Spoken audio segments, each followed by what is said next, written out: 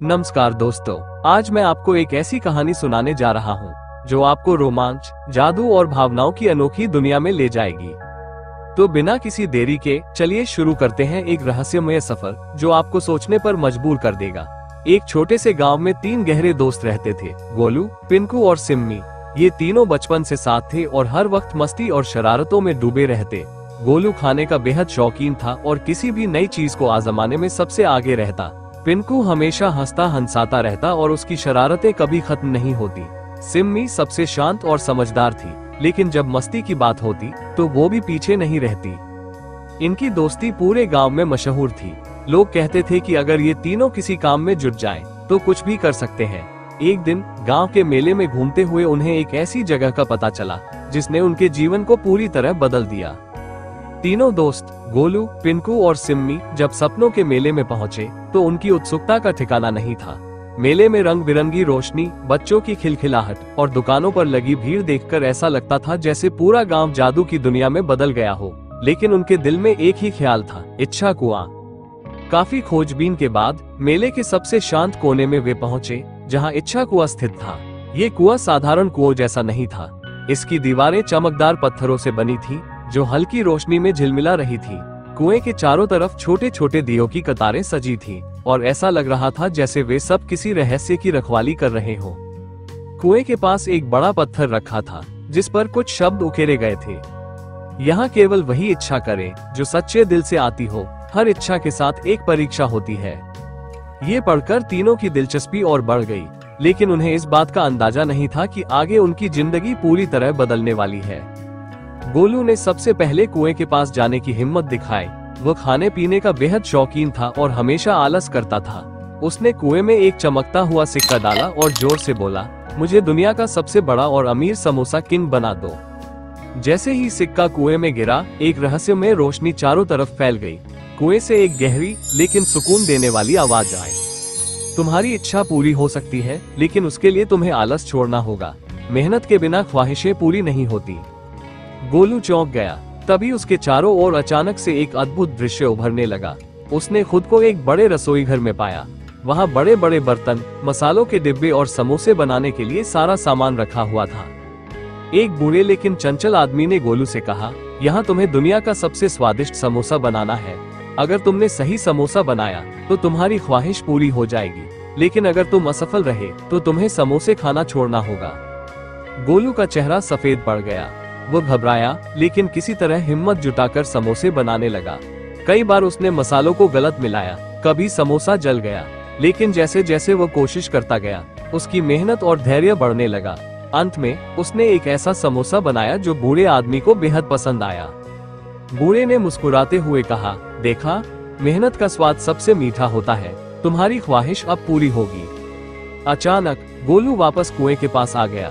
उसकी आंखों में आत्मविश्वास था। उसे एहसास हो गया कि ख्वाहिशें मेहनत की मांग करती है। अब बारी थी पिंकू की। वो स्वभाव से मजाकिया था, लेकिन दिल से बहुत डरपोक। उसने कुएं में सिक्का डालते हुए कहा, मुझे लोगों को हंसाने की सबसे बड़ी ताकत चाहिए। कुएं से वही आवाज आए, ताकत से पहले डर पर काबू पाना जरूरी है। अचानक चारों ओर घना कोहरा छा गया और पिंकू ने खुद को एक डरावने जंगल में पाया। वहाँ हर तरफ अजीबोगरीब आवाजें आ रही थी। कभी पेड़ हिलते तो कभी झाड़ियों से कोई साया गुजरता। पिंकू के शरीर में डर से झुरझुरी हो रही थी। तभी एक जोकर जैसा दिखने वाला आदमी उसके सामने आया और बोला, अगर तुम्हें हंसी की ताकत चाहिए तो पहले डर पर जीत हासिल करनी होगी। यह एक मजेदार खेल है, तुम्हें मेरे साथ इन भूतों को हंसाना होगा। पिंकू ने घबराते हुए पूछा, भूत, और मैं इन्हें कैसे हंसा सकता हूँ? जोकर ने मुस्कुराते हुए कहा, डर को मजाक में बदल दो। जब तुम खुद डरना छोड़ दोगे तो दूसरे भी हंसने लगेंगे। इसके बाद भूतों का एक झुंड पिंकू की ओर बढ़ने लगा। पहले तो पिंकू डर के मारे चिल्ला पड़ा, लेकिन फिर उसने जोकर की बात याद की। उसने भूतों की अजीब शक्लों पर ध्यान दिया और उनके डरावने हाव भाव को मजाक में बदलने लगा। अरे, तुम तो ऐसे दिख रहे हो जैसे पकोड़े खाकर आए हो। तुम्हारे दांत इतने लंबे हैं कि इनसे नारियल भी तोड़ सकते हो। धीरे धीरे भूतों ने ठहाके लगाना शुरू कर दिया। पिंकू का डर गायब हो गया। जोकर ने कहा, तुमने सबक सीख लिया। अब तुम्हारे शब्द लोगों को हंसाने की ताकत देंगे। पलक झपकते ही पिंकू वापस कुएं के पास आ गया। उसके चेहरे पर नई ऊर्जा थी।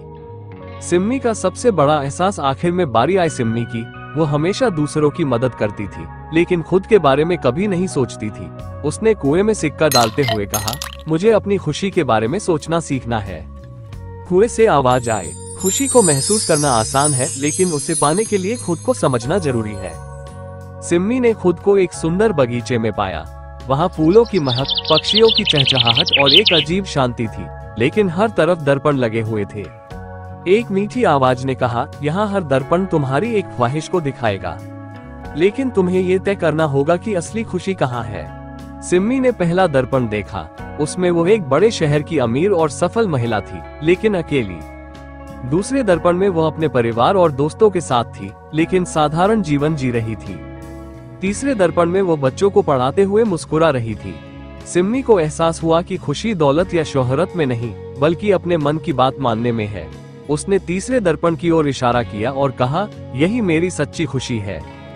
बगीचा अचानक से गायब हो गया और वो कुएं के पास लौट आए। तीनों दोस्तों ने एक दूसरे को अपनी जादुई यात्रा के बारे में बताया। उन्होंने समझा कि इच्छाएं पूरी हो सकती हैं, लेकिन उनकी कीमत मेहनत, साहस और आत्म सच्चाई से चुकानी पड़ती है। अगले दिन से तीनों ने अपनी जिंदगी को नए जोश के साथ जीना शुरू किया। गोलू ने अपना समोसा व्यापार शुरू किया। पिंकू ने एक कॉमेडी शो शुरू किया। सिम्मी ने बच्चों के लिए एक छोटा स्कूल खोला। वे तीनों जब अगले साल मेले में वापस आए, तो कुएं के सामने झुककर शुक्रिया अदा किया और एक ही बात कही, सपनों का मेला सिखाता है कि असली जादू हमारे अंदर है। ख्वाहिशें पूरी होने का असली आनंद तब है जब हम खुद को बदलने और मेहनत करने के लिए तैयार होते हैं।